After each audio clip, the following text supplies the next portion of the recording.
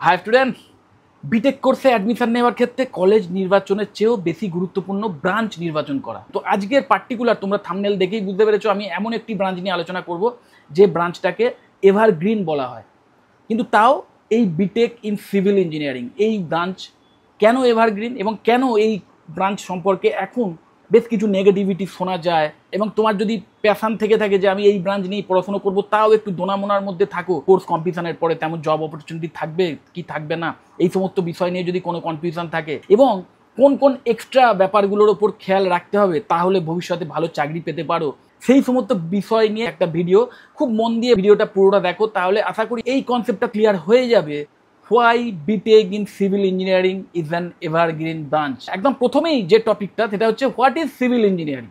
দেখো, civil engineering is all about designing and constructing building, roads, bridge, tunnel, okay, এবং planning cities with public infrastructure, managing water supply and waste systems, building sustainable disaster resilient infrastructure.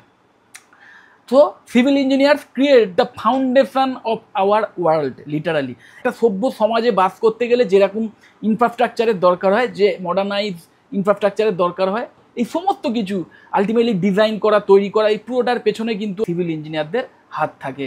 তারপরেই দেখো যে why civil is evergreen. কেন এটা evergreen? মানে আগেও ছিল, মানে আগেও এর গুরুত্ব ছিল, এখনও আছে, ইন ফিউচারও থাকবে। কেন? দেখো, infrastructure is always needed in every country, in every era. No development happens without civil engineers. Demand is steady across both government and private sectors. Civil engineers play a major role in smart cities, airports, metros, dams, highways, real estate, and public health system. Civil engineering will never go out of demand. এটাই হচ্ছে ultimate কথা। যখনই civil engineering নিয়ে কোনো negativity বা কোনো negative কথাবার্তা শুনবে, নিজেকে এটা প্রশ্ন করবে যে আলটিমেটলি যতই আমাদের সভ্যতা উন্নত হোক, আলটিমেটলি যে কনস্ট্রাকশান সেগুলোকেও আরও উন্নত করতে হবে, আরও মডার্নাইজড করতে হবে, এবং সেগুলোর পেছনে আলটিমেটলি কাদের হাত থাকবে, কাদের সবচেয়ে বড় অবদান থাকবে? যে কোনো কনস্ট্রাকশান, যে কোনো ইনফ্রাস্ট্রাকচারের পেছনে আলটিমেট হাত থাকবে এই সিভিল ইঞ্জিনিয়ারদের। সো ইন ফিউচার এই সিভিল ইঞ্জিনিয়ারদের ডিম্যান্ড কখনোই কমবে না, উল্টে আরও বাড়বে। Okay, so civil engineering in the future 2025 and beyond, এই ব্যাপারটা একটু জেনে নাও যে future trend that make civil engineering exciting. কি জন্য এটা আরও বেশি এক্সাইটিং হবে? দেখো, AI and machine learning in structural design, smart construction using sensors and IoT, internet of things, এই সমস্ত প্রযুক্তিরও কিন্তু প্রয়োগ হচ্ছে বা আরও ইন ফিউচার হবে। Drones and GIS for land surveying, BIM, building information modelling for 3D project visualisation, eco friendly and green building technologies, যে এমনভাবে কোনো একটা কনস্ট্রাকশন তৈরি করতে হবে যাতে পরিবেশের মিনিমাম ক্ষতি হয়। Smart city integration and urban planning, smart সিটির ইমপ্লিমেন্টেশন আজকের আমাদের দেশেও বিভিন্ন শহরে দেখা যাচ্ছে, ইভেন বিদেশে তো অলরেডি মানে খুব একটা ইমার্জিং ইন্ডাস্ট্রি বলতে পারে স্মার্ট সিটি প্ল্যানিং করা। ওকে, বিভিন্ন স্মার্ট সিটি তৈরি হচ্ছে দুবাই বলো বা বিভিন্ন গালফ কান্ট্রিগুলোতে, অস্ট্রেলিয়া, নিউজিল্যান্ড, দেন কানাডা, দেন জার্মানি, এই সমস্ত দেশে, সেখানেও কিন্তু এই স্মার্ট সিটির ওপর ভীষণ জোর দেওয়া হচ্ছে। তো এই সব কিছুর পেছনে কিন্তু সিভিল ইঞ্জিনিয়াররাই আছেন বা ভবিষ্যতেও থাকবেন। তো civil is not just bricks and cement anymore, it's hi tech and future ready. So in future demand ভীষণ থাকবে, কিন্তু সেই ট্র্যাডিশনাল ওয়েতে নয়। ওকে, তো যাই হোক, তাহলে দেখো job opportunities after B Tech in civil. B Tech in civil করার পর একদম তারপরেই তুমি কোন কোন চাকরি পেতে পারো সেটা দেখো। গভর্নমেন্ট সেক্টরে PWD, CPWD, NHAI, railways, ISRO, Indian engineering services. মনে রাখবে এই যে আইএএস এর যে এক্সাম হয় না, সেখানে নিশ্চয়ই তোমরা জানো 4টে ইঞ্জিনিয়ারিং ফিল্ডের মধ্যে যে কোনো একটাকে তোমাদের চয়েস করতে হয়, এবং সেখানে এই সিভিল ইঞ্জিনিয়ারিং মাথায় রাখবে। সিভিল ইঞ্জিনিয়ারিংয়ের যে মানে ভ্যাকেন্সি, মানে সিভিল ইঞ্জিনিয়ারিং ফিল্ডে ভ্যাকেন্সি কিন্তু সবচেয়ে বেশি থাকে। আইএএস এর মাধ্যমে সবচেয়ে বেশি যে সমস্ত ইঞ্জিনিয়ারদের মানে চাকরি দেওয়া হয় বা ভ্যাকেন্ট পজিশন থাকে, সেটা কিন্তু এই সিভিল ইঞ্জিনিয়ারদের জন্যই থাকে। তো তোমরা যারা বিটেক ইন সিভিল ইঞ্জিনিয়ারিং করতে চলেছো তাদের জন্য কিন্তু এই মানে সরকারি চাকরির অপশান তো সবচেয়ে বেশি আছে। সো এটা গেল সরকারি চাকরির ব্যাপার। এবার প্রাইভেট সেক্টরের ব্যাপারটা দেখো। L and T, Tata projects, Afcons, Shapoorji Pallonji, Adani infra, এই সমস্ত যে ইনফ্রা জায়েন্ট আছে বলতে পারো বা এমএনসিজ আছে, সেই সমস্ত জায়গাতেও কিন্তু হাই স্যালারি নিয়ে চাকরি পেতে পারো প্রাইভেট সেক্টরগুলোতে। ওকে, ইন্টারন্যাশনাল যে প্রজেক্টগুলো দেখো, huge demand in Gulf countries, যেটা বলছিলাম ইউরোপ এবং অস্ট্রেলিয়া, এই সমস্ত জায়গায় কিন্তু আমাদের এই দেশ থেকে বিটেক সিভিল ইঞ্জিনিয়ারদের হিউজ ডিম্যান্ড আছে। ওকে, তো ভীষণভাবে একটা জব ওরিয়েন্টেড কোর্স, প্রচুর অপশান আছে, সরকারি জায়গাতেও আছে। বিশেষ করে তোমরা যারা সরকারি জায়গায় মানে সরকারি চাকরির জন্য ভীষণভাবে প্যাশনেট, তাদের জন্য কিন্তু আইডিয়াল অপশান এই বিটেক ইন সিভিল ইঞ্জিনিয়ারিং। এবং এছাড়াও তোমাদের অবশ্যই ব্যাকআপ প্ল্যান হিসেবে এই সমস্ত প্রাইভেট সেক্টরেও কিন্তু দুর্দান্ত স্যালারি নিয়ে চাকরির সুযোগ থাকছে। ওকে, এবং হায়ার স্টাডিজের কী ব্যাপার থাকে দেখো, যে বিটেক করার পর তুমি যদি মনে করো যে না আমি এক্ষুনি চাকরি করবো না, আমি আরও হায়ার স্টাডিজ করবো, সেক্ষেত্রেও এমটেক ইন স্ট্রাকচারাল বা জিওটেকনিক্যাল বা ট্রান্সপোর্টেশন এই সমস্ত বিষয় নিয়ে তোমরা কিন্তু এমটেক করতে পারো। Then MBA in construction or project management করতে পারো। দেন এমএস বা মাস্টার ইন সায়েন্স করতে পারো বিদেশে গিয়ে। Okay, abroad in smart infrastructure and sustainable design, এই সমস্ত বিষয় নিয়ে তোমরা কিন্তু বিদেশে গিয়ে তোমরা কিন্তু মাস্টার অফ সায়েন্স করতে পারো এবং তারপরে তোমাদের কেরিয়ার পাথ আরও টপ লেভেলে যেতে পারে। এরপরেই ভীষণ ইম্পর্ট্যান্ট টপিক, সেটা হচ্ছে যে বিটেক ইন সিভিল ইঞ্জিনিয়ারিংয়ের যে চিরাচরিত যে সিলেবাস বা যে কোর্স স্ট্রাকচার, সেই সমস্ত কোর্স স্ট্রাকচার বা সিলেবাস যে সমস্ত কলেজ ফলো করে, তোমরা যদি সেই কলেজগুলোতে অ্যাডমিশন নাও তাহলে কিন্তু প্রবলেম হবে। তো এমন কলেজ নির্বাচন করতে হবে যে কলেজে একদম মডার্নাইজ সিলেবাস ফলো করা হয়। দেখো পরিষ্কার লেখা আছে, not every college teaches modern tools and techniques, choose colleges that offer training in AutoCAD, STAAD, start pro বলা হয়, দেন রেভিট, বিম, এই সমস্ত বিষয়ে যে সমস্ত কলেজ আলাদা করে ট্রেনিং দেয় সিলেবাসের মধ্যে বা কারিকুলামের মধ্যে আছে সেই ট্রেনিংটা, সেগুলো কিন্তু তোমরা সেই পার্টিকুলার সেই কলেজের অফিসিয়াল ওয়েবসাইটে ভিজিট করে সিভিল ইঞ্জিনিয়ারিংয়ের যে পেজ থাকবে সেইখানে ভিজিট করলেই কিন্তু তোমরা এই সমস্ত ডিটেলসগুলো, কোর্স কারিকুলাম বা সিলেবাসের স্ট্রাকচার এইগুলো দেওয়া থাকে, সেইগুলো দেখে নিলেই তোমরা কিন্তু বুঝতে পারবে যে এই কলেজ এই মডার্ন টেকনোলজিগুলো সম্পর্কে ট্রেনিং দিচ্ছে কিনা। Then exposure to drones, GIS mapping, smart city labs, এই সমস্ত যদি ফেসিলিটিগুলো থাকে, ওকে, তাহলে তো আরও ভালো, এগুলো দেখে নেবে।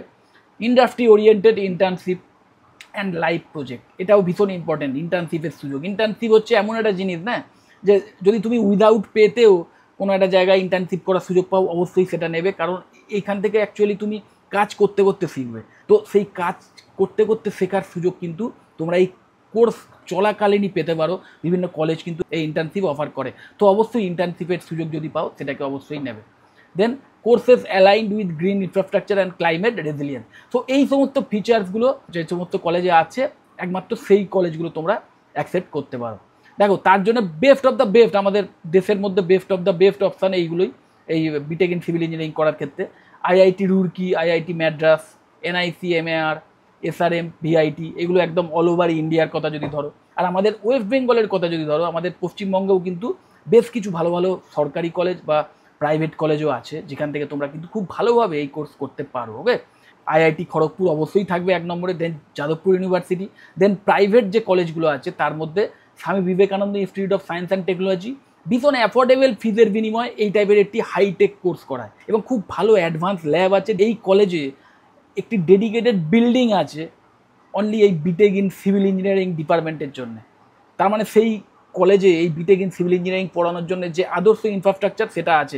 এবং অবশ্যই এই কলেজগুলোতে অ্যাডমিশন নেওয়ার আগে আমার মুখের কথায় বা অন্য কারোর কথায় কিন্তু তোমরা অ্যাডমিশন নেবে না, অবশ্যই কলেজ ভিজিট করবে, কলেজের ল্যাব দেখবে এবং ভীষণ ইম্পর্টেন্ট যেটা, সেই কলেজের ডেডিকেটেড ফ্যাকাল্টি মেম্বার আছেন কিনা পার্টিকুলার সেই ডিপার্টমেন্টের জন্য। যেমন এই ক্ষেত্রে বিটেক ইন সিভিল ইঞ্জিনিয়ারিংয়ের জন্য ডেডিকেটেড ফ্যাকাল্টি মেম্বার আছে কিনা সেটা তোমাদের জানতে হবে এবং সেটা জানার জন্য একমাত্র উপায় হচ্ছে সেই কলেজের অফিসিয়াল ওয়েবসাইট ভিজিট করবে। সেইখানে যদি পার্টিকুলার সেই ডিপার্টমেন্টের কমপ্লিট ফ্যাকাল্টি লিস্ট দেওয়া থাকে, মানে ফ্যাকাল্টিদের ছবি যদি নাও থাকে অ্যাটলিস্ট নাম, তাদের কোয়ালিফিকেশান, তার এক্সপিরিয়েন্স, এইগুলো যদি দেওয়া থাকে বুঝবে তারা হচ্ছেন সেই কলেজের ফুল টাইম ফ্যাকাল্টি মেম্বার এবং dedicated faculty member department wise যদি থাকে।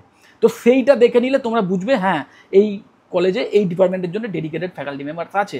তো অবশ্যই এইগুলো দেখে নেওয়ার পর তারপরে ফিজটাও যদি অ্যাফোর্ডেবিলিটির মধ্যে থাকে তাহলে অবশ্যই তোমরা কিন্তু সেই কলেজে অ্যাডমিশন নিয়ে নিতে পারো। ওকে, তো অবশ্যই HBFT এই অ্যাফোর্ডেবল একটি অপশান এবং খুব ভালোভাবে পড়ানো হয়, ফুল টাইম ফ্যাকাল্টি মেম্বার আছেন, তোমরা ওয়েবসাইট ভিজিট করেও দেখে নিতে পারো এবং প্লেসমেন্টেরও কিন্তু খুব ভালো সাপোর্ট দেয় বা ইন্টার্নশিপের সুযোগও কিন্তু খুব ভালো তোমরা পেতে পারো এই কলেজ থেকে।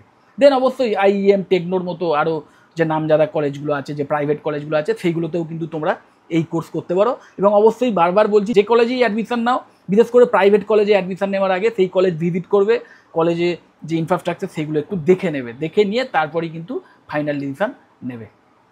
তাহলে দেখো, মেন কথা এটাই, skill is greater than degree, build your self for success. Only ওই বিটেক ইন সিভিল ইঞ্জিনিয়ারিং কোর্সটা করবো, পাস করে যাব, হাতে একটা ডিগ্রি পেয়ে যাব, তারপরেই চাকরি হয়ে যাবে, এমন কিন্তু ভেবো না। যুগটা আস্তে আস্তে চেঞ্জ হচ্ছে এবং অনেকটা অলরেডি হয়ে গেছে। তোমরা যখন 4 বছর পর বেরোবে তখন আরও অনেক হয়ে যাবে। তো তখন ওই ডিগ্রির চেয়েও অনেক বেশি ইম্পর্টেন্ট হয়ে দাঁড়াবে স্কিলটা, যে তুমি কতটা কি শিখেছো, কতটা এই সমস্ত টুলসগুলো নিয়ে তোমার যে নলেজ সেটাকে ইউজ করে তুমি কোনো প্রোডাক্টিভ কাজ করতে পারো, কতটা আউটকাম তুমি আনতে পারো, কোম্পানিকে কতটা প্রফিট আর্ন করিয়ে দিতে পারো। এইগুলোর ওপরেই কিন্তু ডিপেন্ড করবে যে তুমি কত ভালো প্লেসমেন্ট পাবে বা পাবে না, এইগুলো কিন্তু ডিপেন্ড করবে তার উপর। তো ফাইনাল অ্যাডভাইস এটাই, যে civil engineering is not outdated, it is evolving fast with technology. অন্য সমস্ত বিটেক ব্রাঞ্চের মতো এই ব্রাঞ্চও কিন্তু কন্টিনিউয়াসলি ইভলভ করছে, কন্টিনিউয়াস আরও নতুন সাবজেক্ট অ্যাড হচ্ছে, কিছু অবসলিট বিষয় সেগুলো কিন্তু আস্তে আস্তে সাবজেক্ট থেকে দূর হয়ে যাচ্ছে। তো সেইটাকে নিয়ে একদম মডার্নাইজ যে সিলেবাস, যে মডার্নাইজ কারিকুলাম, সেটাই তোমাদের ফলো করতে হবে। It's an excellent career choice for students who want stability, government opportunities and entrepreneurship potential. এমএনসিতে তো চাকরির অপশান থাকবেই, তার সাথে সাথে সরকারি জায়গাতেও চাকরির সবচেয়ে বেশি সুযোগ কিন্তু এই বিটেক ইন সিভিল ইঞ্জিনিয়ারিং করার পরই তোমরা পেতে পারো।